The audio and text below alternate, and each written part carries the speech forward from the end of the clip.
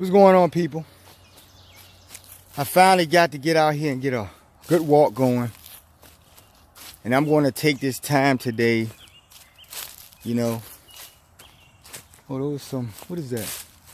Gotta be careful out here, folks, because you can find snakes or anything out here. And snakes are in the world in general. We always talk about snakes and the bad people and stuff. You know, so today, let me get on up here. Today I want to talk to you guys about these particular snakes, right?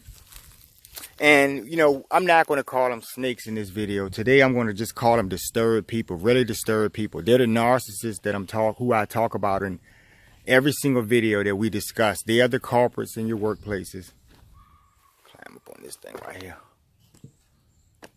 I got family members running around here, y'all, so bear with me. But the narcissistic people that you deal with every day in your workspaces, you know, that's that famous place you go every morning. You get up at whatever time in the morning, you get your coffee and shit, because you're a slave to that process.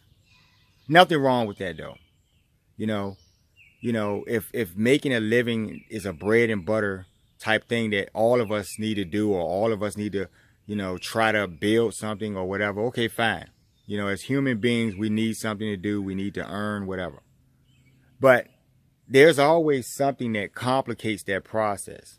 There's always that person or those characters that I'm talking about, those disturbed people who are consistently involved in the process of driving you batty, because they're batty.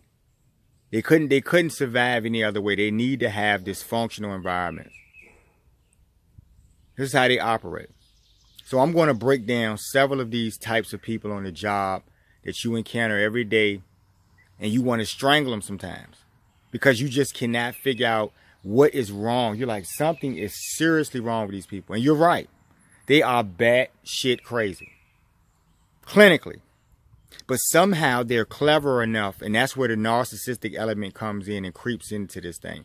They're clever enough to trick everyone involved, all of the dummies, all of the other narcissists who may like that stuff. And they get into these jobs. That's how they get in. Just like a roach's nest or something. A narc nest. Okay? And safe havens, just like permission to exist spoke about. So, you know, you go to these environments and there's always that person. And it's in some cases, it is most extreme. You'll get a whole job environment full of these people, you know, and you'll want to escape quickly. As soon as you realize this, you're probably going to be, you know, already entrenched. By the time you wake up and say, damn, I smell that coffee, that shit that you're going to smell. Oh, wow, I got to get out of here. But it's going to take some effort at that point. So the narcissist is not about not looking for targets anytime they're in an environment. They're always about seeking out victims. This is what they do, folks. So this first person, we'll start, you know, as a matter of fact, let's do this in order. We'll start off with the more harmless narcissists or flying monkeys at your jobs. We'll describe that particular type of person. You know, they're weasel-faced dogs. All of these people actually technically are weasel-faced dogs. But we're going to just describe some of their characteristics based on situations. In some cases, I may tell you about an experience or something because I've seen it all, folks. And I would always say, you know, this is amazing. How in the hell is this person thinking to themselves that this is okay behavior, or it's okay to say this or that? So you'll get your flying monkeys, right, who are very inquisitive, not in a positive way, not in a way that, you know, promotes them trying to, you know, get you to talk about yourself or the things you've accomplished. No. And if they did, that would also be a game to try to figure out your weaknesses. But these people, you'll find them in a workspace, you know, on a daily basis where you don't speak to these people. You know, in some cases, you've never met this person. You don't know them from the start. You know, you worked at this job. They just never decided to extend their hand. That's okay, too, because people gravitate to people who make them feel comfortable. And if you're not one of these people, then you're probably not going to, you know, no one's going to come up and introduce themselves. Fine. You're just there to work anyway. But this person will work for some lengthy amount of time before they decide that they want to approach you. And that's how you know it's a game. And that's why I'm trying to get you guys to focus on this. It's a game because you haven't previously talked to these people. They had no intentions of ever trying to introduce themselves. You're not important enough, or you didn't have enough value to them, or they couldn't play you some type of way. So when they come up to you, you have to be suspect from the jump. It's just how it works. But you'll be, you know, I had a situation I can remember, you know, I was in a store or something, you know, and this is one of these, this is a flying monkey type of tactic where, you know, I'm in the store and actually, no, I know what I was doing. We were at the beach or something, and I went to the store and I got a pack of cigarettes. Then the cigarettes were for the person that I was riding the car with, right? Because I went in, I got some stuff for me, but I picked them up a pack of cigarettes. Now, I'm a grown-up, you know, legally old enough to buy tobacco. And, you know, the person sold me the cigarettes. And they said, did you come in here the other day? And I said, no, I don't think I have. You know, they said, yeah, you look like some guy that came in the other day and bought some cigarettes. I was about to say, you must be really depressed buying all these cigarettes. Now, let's examine that statement for a minute. Right? Because you don't have enough knowledge about why I'm purchasing these things. You know, for any typical reason. I could be an undercover or something trying to do a cigarette bust or something. Anything. I mean, I'm just saying I'm not doing that, folks. But I'm just making a point to you that there could be any logical reason for me buying that pack of cigarettes. I could be buying them to do it some type of, you know, display or discussion on them or something. Or I could be trying to find out the ingredients. There could be any reason. I could be smoking the cigarettes. But I'm grown enough to buy them, and that's all that counts. The store people, you know, the person who owns that business, all they want from me is my money. They just want me to come in the store and buy the cigarettes. They don't want you to, as a worker, to interrogate me about why I'm trying to buy a product. Just imagine if I was getting some ointment or something. What you gonna do? Question me about the rash I got somewhere or something? See, I'm trying to show you something. That's why it's inappropriate. You people who tell your business, you don't think anything of these things because you constantly run your mouth to get thought going in your mind. So everybody you run into, you start off a conversation with. You're the number one victims, the easy victims. You're not the number one victims, I'm sorry, because the strong people are the number one targets, but you're the easy pickings. You're the low-lying fruit, and when they don't want to work too hard, they'll just squash you just to get a quick, you know, some quick replenishment or something.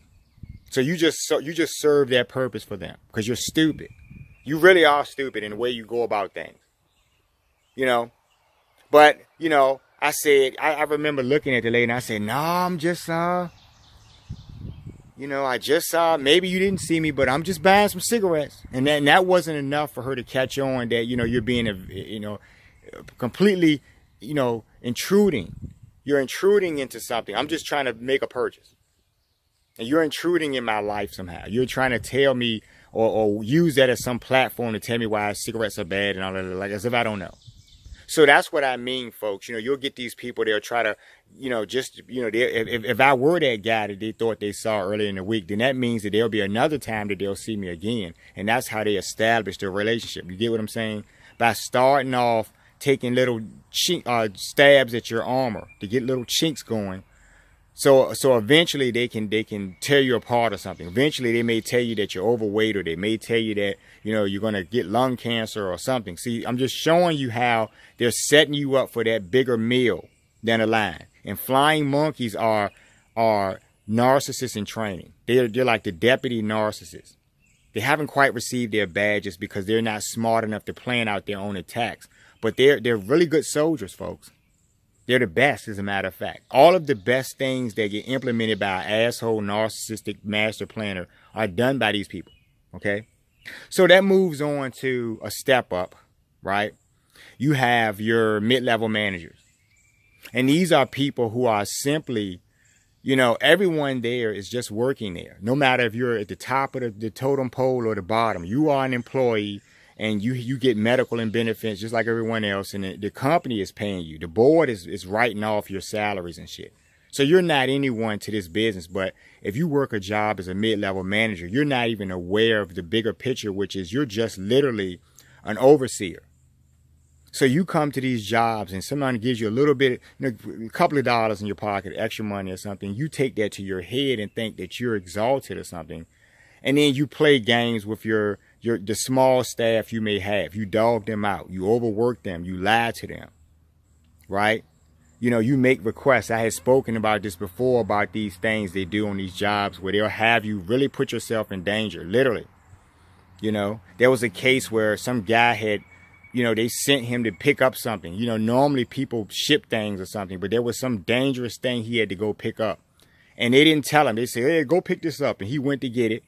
And right before he left the facility, the people at the facility caught him and they made him sign all these release waivers and stuff. And he's like, what am I signing this for? Just in case you die, because, you could black out or blah, blah, blah. And they had a list of things that could happen. Your heart could explode, all kinds of shit. And he was like, how dare these people to save a couple of dollars?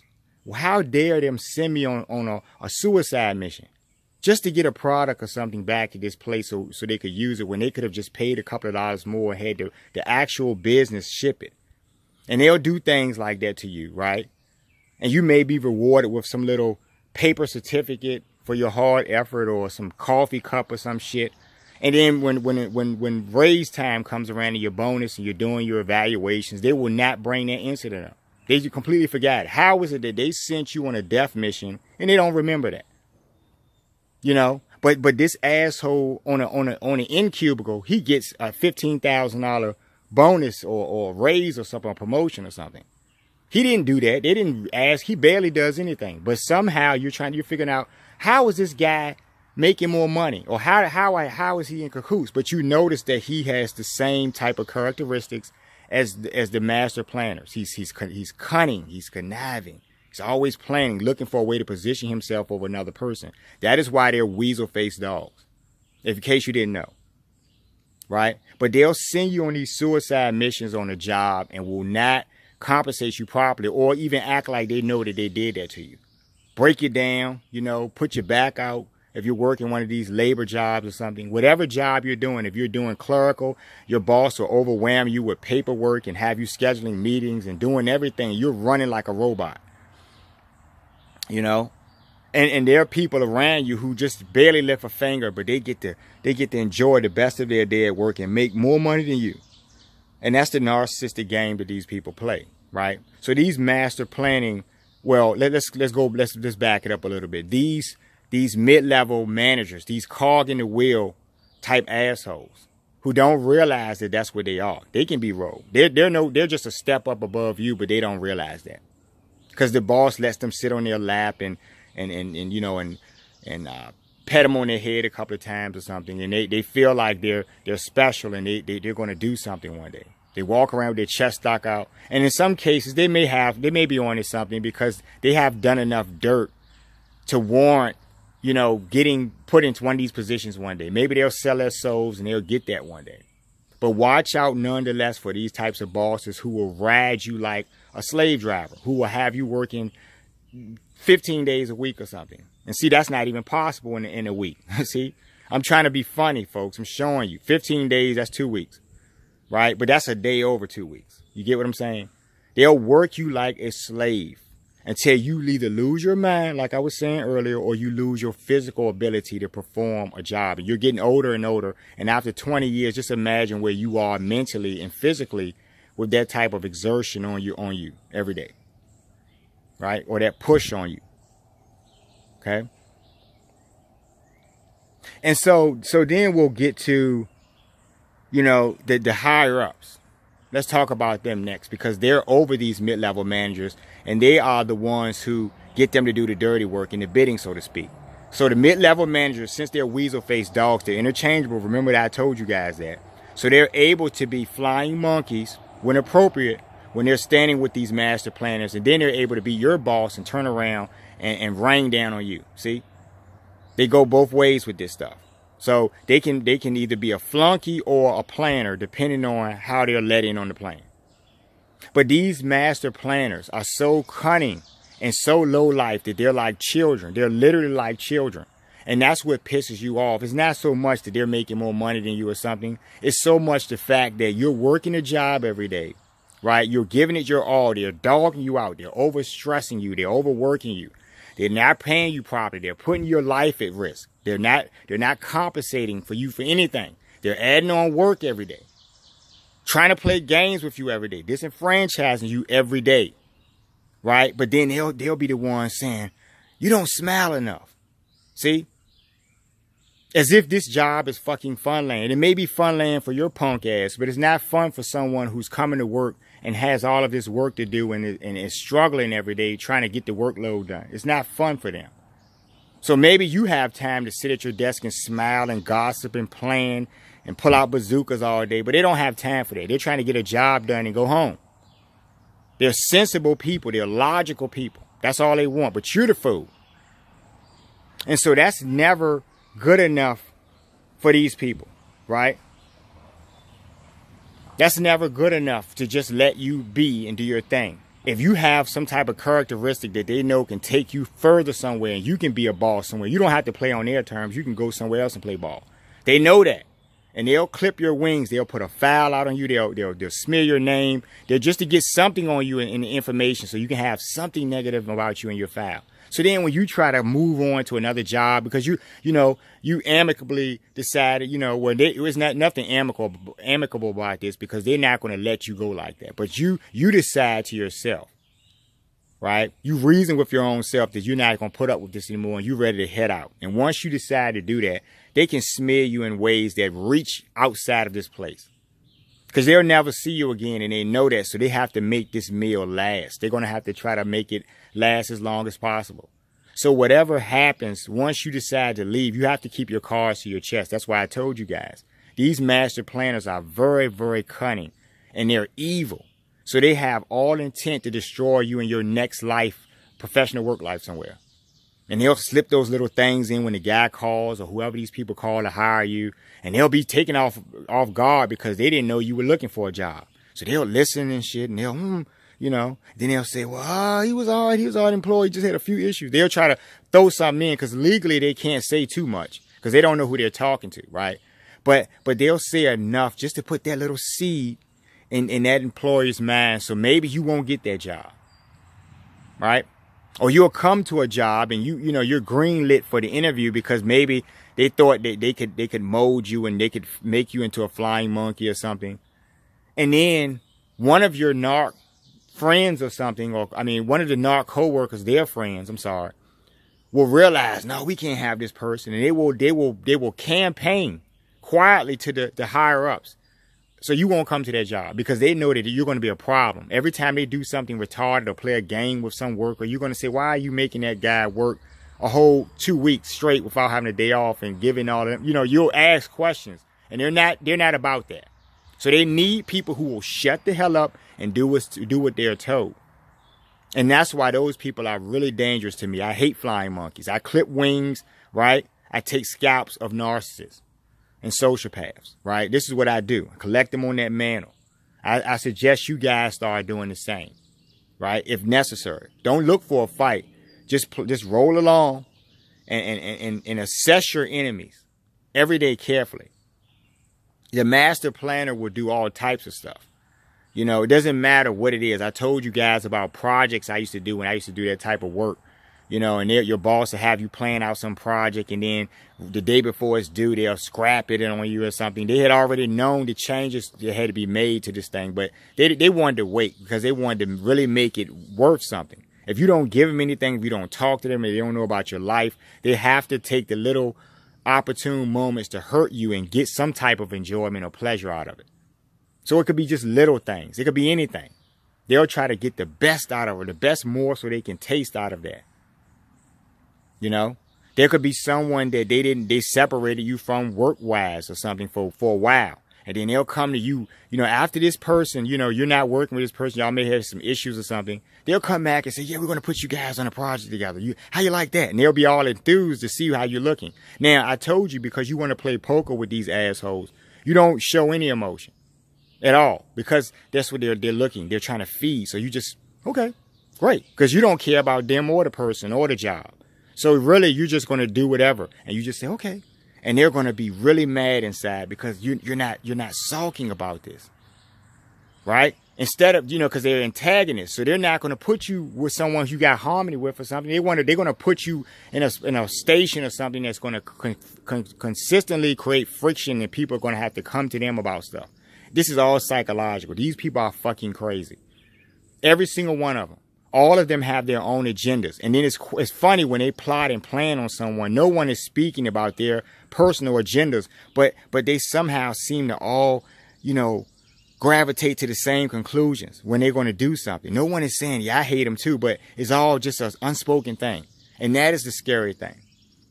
And you'll figure this out. And once you figure this out, it's really too late, folks, and you have to work on an exit plan. So those are the types of people that you see at your job every day. And there's a couple other folks that I didn't name, but they all fall in one of these categories. At work, anyway. You're either co-workers or maybe they're work friends or something who turn on you. That's another whole entirely different video that I can do later on. But you'll have these types of people who will be one way when you come in the job, and before you leave, everyone hates you, or everyone's planning on you, plotting on you and planning things against you because they're evil. And really, like I did the jealousy and envy videos, right? They're doing it for jealousy and envy. Maybe something they perceive about you, and because they're crazy, it bothers them. Where a normal person, it wouldn't even affect them. They could care less about what you're doing or something. But someone who's a miserable lowlife will worry about why you're buying cigarettes. You get what I'm saying? Like I started earlier. Or they'll worry about when you're getting off work, or why you're eating lunch over here, or what you're doing. They'll do all of these things and will use the leverage and power of their job to literally make you do what they want. Will even call you at home in some cases. And you have to learn how to get around that too. And I'm going to teach you as we go on into these series of videos about how to start, effectively dealing with them in these moments. Not to keep a fight or war going, because these people are pigs in the mud. And if you're not a justice empath, you don't have the claws and the fangs to deal with these pigs.